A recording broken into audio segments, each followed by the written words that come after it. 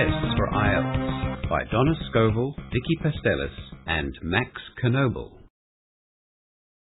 Test 4, Section 1. You are going to listen to two university students talking about libraries in Australia. First, look at questions 1 to 4.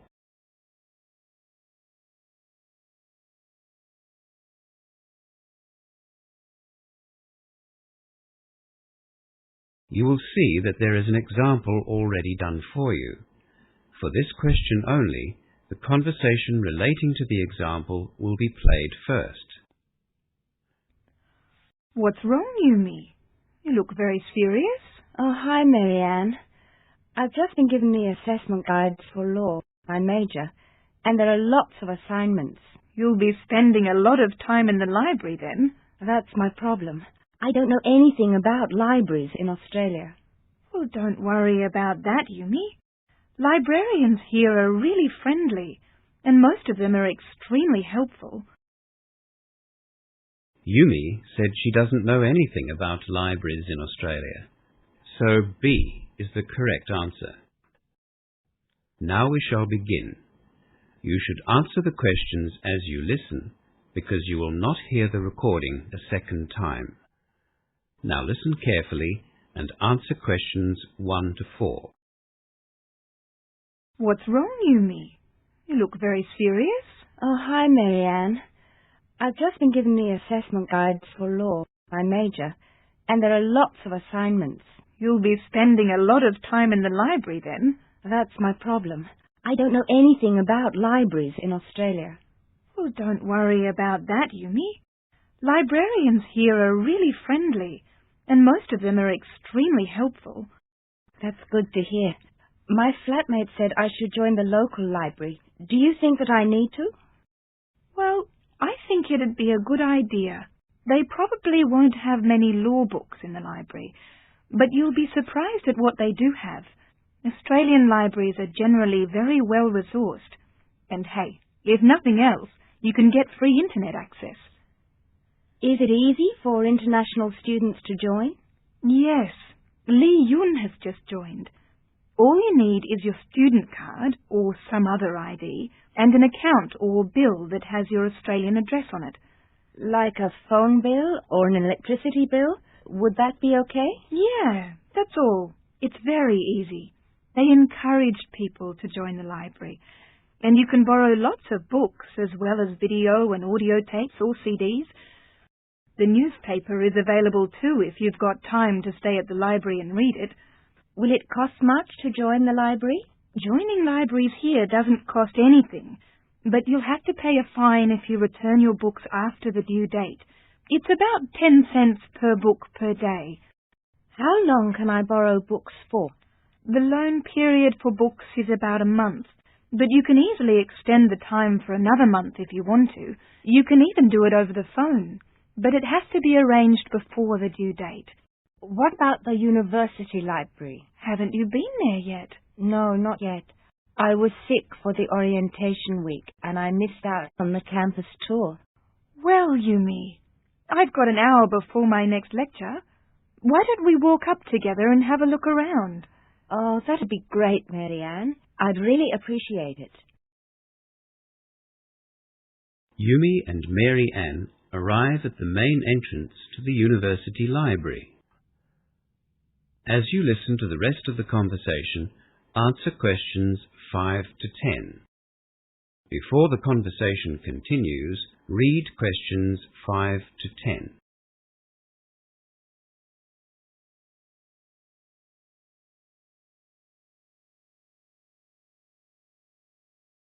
This is the main entrance. Let's go in. It's very big, isn't it? Yes, but here's a map which will help you. Can you see that it's a kind of L shape? Oh, yes. Is that the circulations desk in front of us? Yes. That's where all of the incoming and outgoing loans are registered. When you return a book, just put it in the large box over there. See it's marked returns? Just to the right of the desk. Yes, I see. Can I use the computers behind the desk to access the internet? Those computers are for the library's database search system only. There are computers in the IT block which we passed on our way here to the library.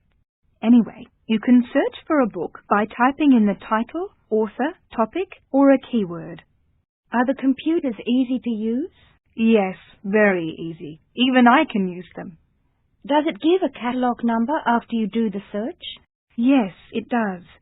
It'll also tell you in which section of the library to find the book. The library is divided into 3 sections. Straight ahead, behind the circulations desk, is the monograph collection. That just means you can borrow these materials for normal loans. Monograph collection? Yes, I see. The section behind the photocopiers is for all of the serial publications. That means journals and magazines and newspapers, of course. And the most important section for us is the reference section. You'll use it a lot. Unfortunately, the books in this section can't be borrowed. You have to use them in the library. It's over there, past the quiet study area. I see. So, do I need to join or register here? Or do I have automatic borrowing rights as a student? As long as you have your student card, you can borrow books from the monograph collection. Anyone else can access the rest of the library. What if I can't find a particular book? That's what the staff are there for, Yumi. Just go to the advisor's desk, take a request card, and fill in the details of what you're looking for. Where's the advisor's desk? It's just over there, the desk at the entrance to the quiet study area. Right. Well, I think I'll have a look now to see if I can find any of the recommended texts for my first law assignment. Yes, good idea. Texts on the recommended lists from the lecturers are very popular, and you should try to borrow them from the library as soon as you get your list. That is the end of section 1. You now have half a minute to check your answers.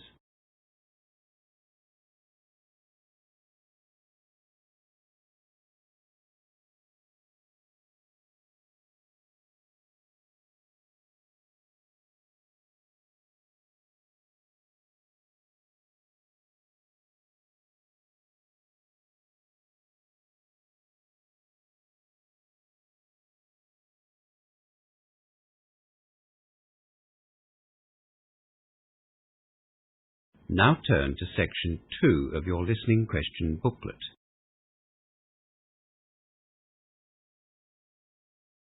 Section 2. You will hear Inspector Jack Dunn talking about international driver's licenses at an information session for international travellers. As you listen to the first part of the talk, answer questions 11 to 16. Before you listen, look at questions 11 to 16.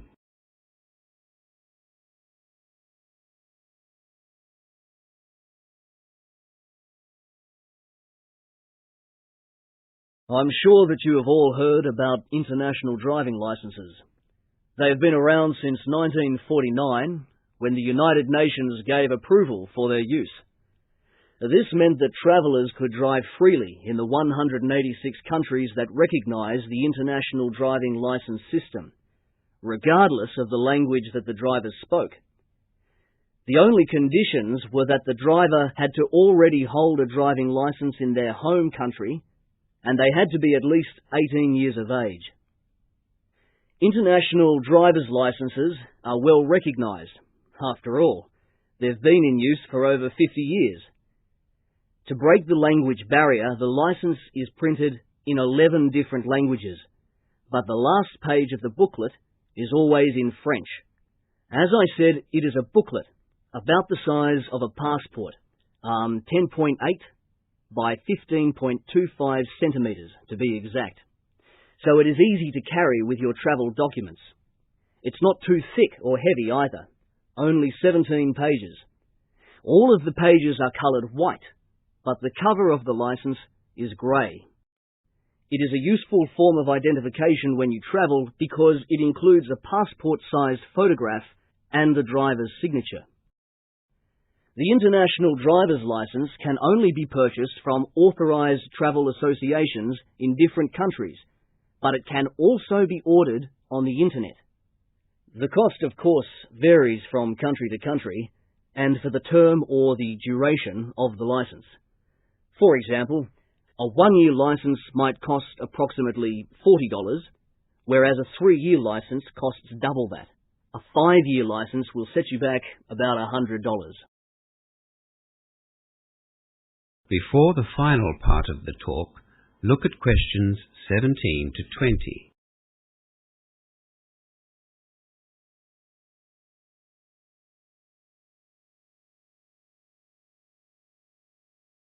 Now you will hear the rest of the talk. Answer questions 17 to 20.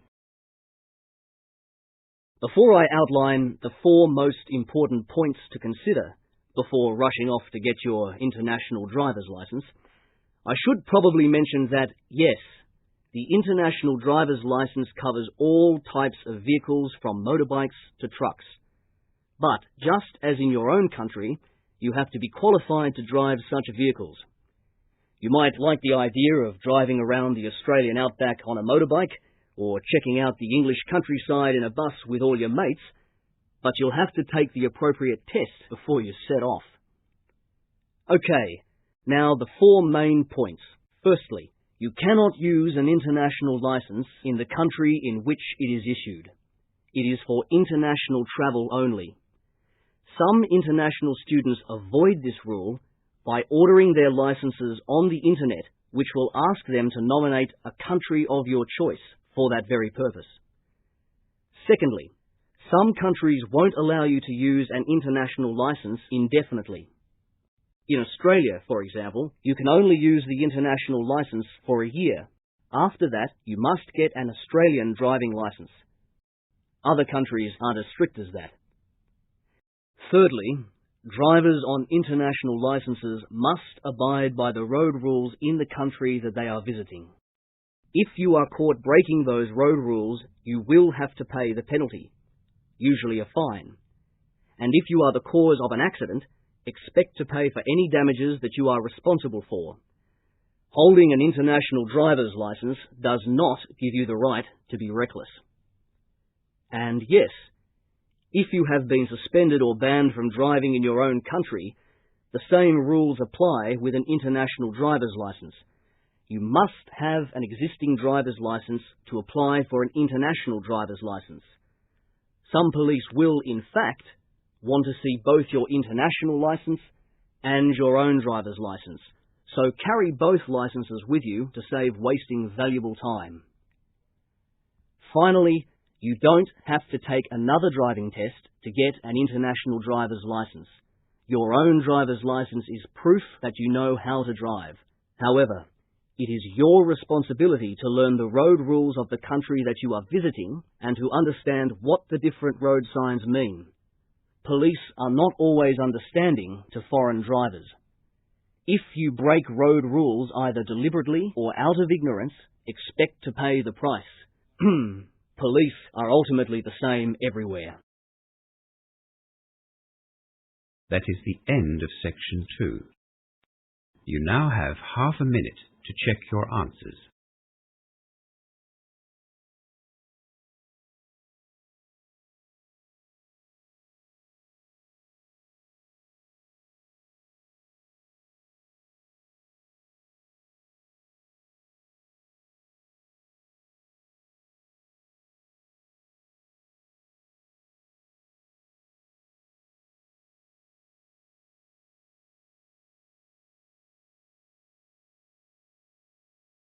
Now turn to section 3 of your listening question booklet.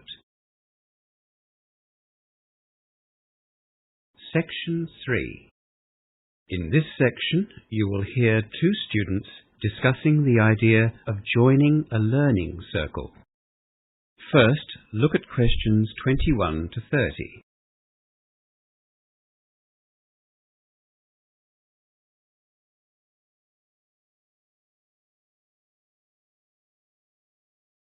Now listen to the discussion and answer questions 21 to 30. What's the reason for the learning circle you've set up, Hamish? Well, it wasn't my idea. The economics tutor suggested it, actually. He said that it's a good way to make sure you put in the time needed for a particular subject. But for me, well, I thought that studying in a group like that would give me some incentive to study. I really need a reason to learn, you know, motivation, especially in economics. Well, I guess study groups can give you discipline and motivation. They're both useful, but my biggest problem is that I'm finding economics quite difficult. I think I need extra help just to understand the material. A learning circle could help. I was thinking of even getting a private tutor. Private tutors can be expensive. You're welcome to join us, and it won't cost you anything. Every week, we're going to begin the session with problems and questions from material that we've been given in the lecture. We want the learning circle to be practical and worthwhile, so that we all help each other to do well. Do you think the others in the group would mind if I joined as well? Of course not. There are only 5 of us, and you know us all. Well, I've been researching some past exam papers, so I'd be happy to contribute those to the circle if I join. One of the others suggested doing that too. He thought that we should try and identify any trends or common questions that were included in the past papers, and that way we could prepare a little better for the final exam. Yeah, that's what I was thinking. In fact, I've already started looking at last year's exams. Great.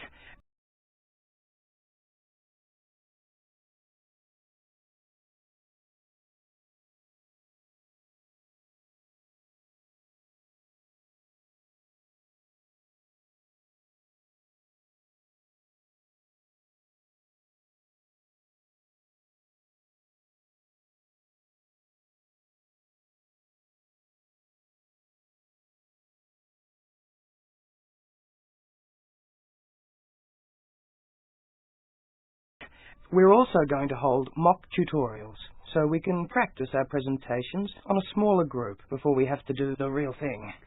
I am so worried about that. I'm dreading that first presentation. I've never done any kind of public speaking before. Well, you're not alone. I think we're all pretty nervous about it, but we're hoping that the mocks will give us all a bit of confidence for the real tutorial. We don't want the group to be competitive, just collaborative. You know, working together and helping each other. It sounds like you've really thought the learning circle idea through. You seem well planned. It's just that when we all met last week to discuss the idea, we all had a list of objectives.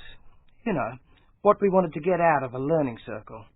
That made the planning quite easy. Look, why don't you come next week to our first circle, and you can see if it's what you're looking for. If not, well, you won't have lost anything, and you can always organise a tutor for yourself afterwards. Yeah, I think I will. When and where are you going to meet? Our inaugural meeting of the circle is on Thursday evening, from 6 to 8 in Ryan Hall. Okay, I'll be there.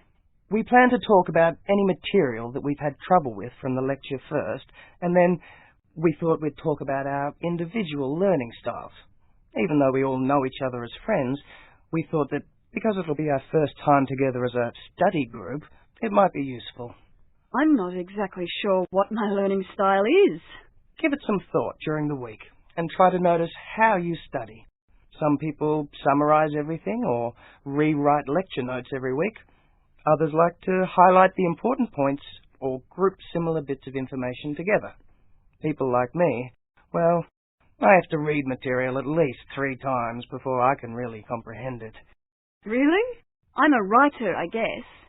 I have to write everything down or I forget it straight away. I use the computer a lot. See? You do know how you learn. You just had to think about it. I'll bring the exam papers and the research that I've started. We probably won't have time to look through them at our first meeting. I'll bring them anyway, just in case. I think this learning circle idea is going to be a great success. That is the end of section 3. You now have half a minute to check your answers.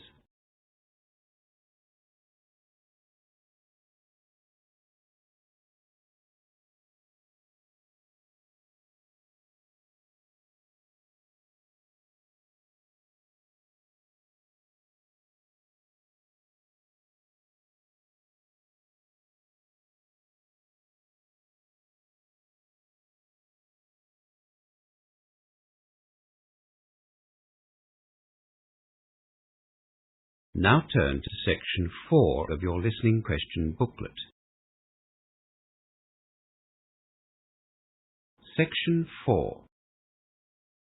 You will hear a guest speaker at an alternative energy seminar talking about wind power. First, look at questions 31 to 40.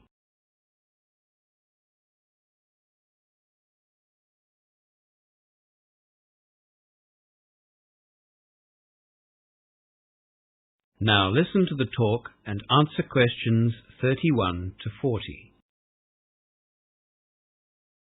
Good morning. Thank you for giving me the opportunity to speak at this year's Alternative Energy Seminar. Right. Well, I know that the next speaker, John Dunkett, is going to talk about the mechanics of generating power using wind as an alternative source of energy, so I won't be using any technical terms, and I won't be going into the technology of how wind generators actually work. I'll be concentrating on sharing my own experiences with you. For those of you who don't know, I live on a very windy farm some 3,000 kilometers from the nearest city.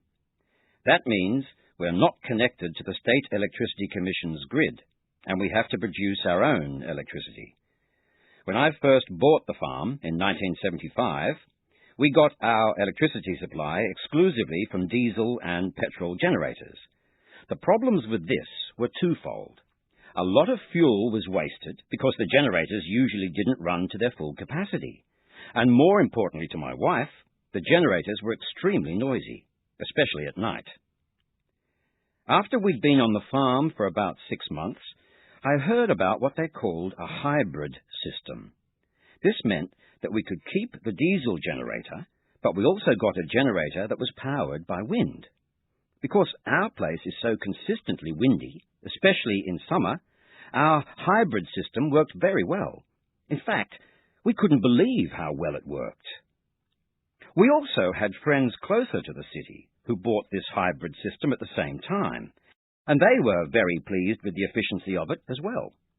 Their farm is considerably less windy than ours, so even in moderately windy sites, the hybrid system appeared to work well.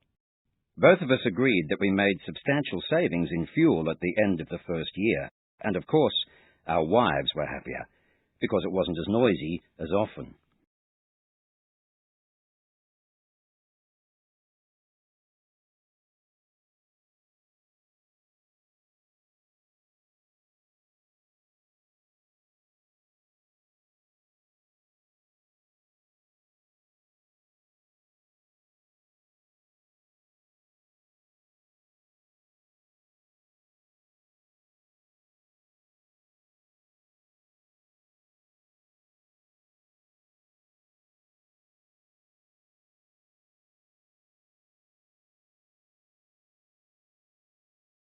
In 1984, we found that we were rarely using our diesel generator and decided to try our hand at becoming self-sufficient in wind-generated power.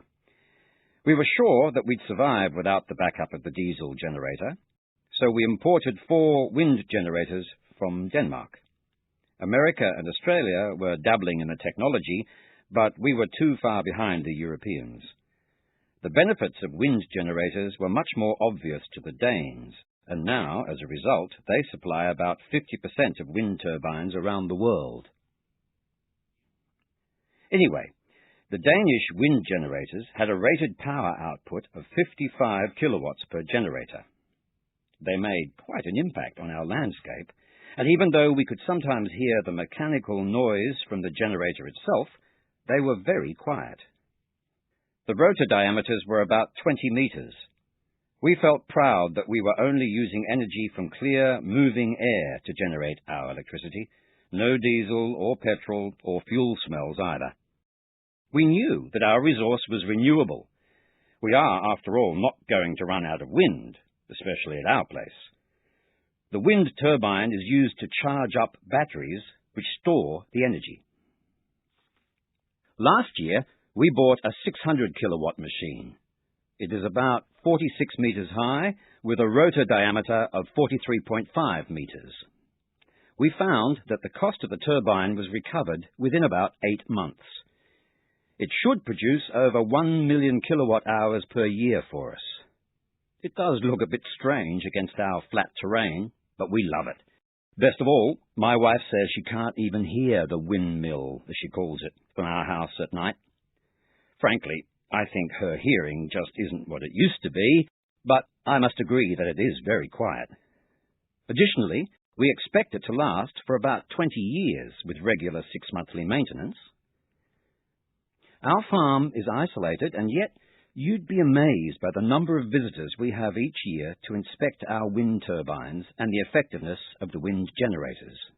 Actually, we often joke that when we stop making money from the farm, we'll charge tourists to come and visit our very own wind farm. There is also the possibility of selling the electricity that we generate back to the Electricity Commission, but I think that is all in the future. We've had a lot of people ask us why we chose wind power-generated energy rather than solar energy, but as soon as they visit our windy farm, they know why. Even if our farm were not as windy as it is, we'd make that choice again. From all accounts, it is the least expensive form of renewable energy technology that we have. It can be used in a variety of applications, from isolated farms such as ours to supplying small sailboats without power. Now, I'll hand you over to John Dunkett from the Danish company that sold us our original 4 wind turbines, and he'll explain how this remarkable technology has developed over the last 20 or 30 years. That is the end of section 4 and the end of the listening test. You now have half a minute to check your answers.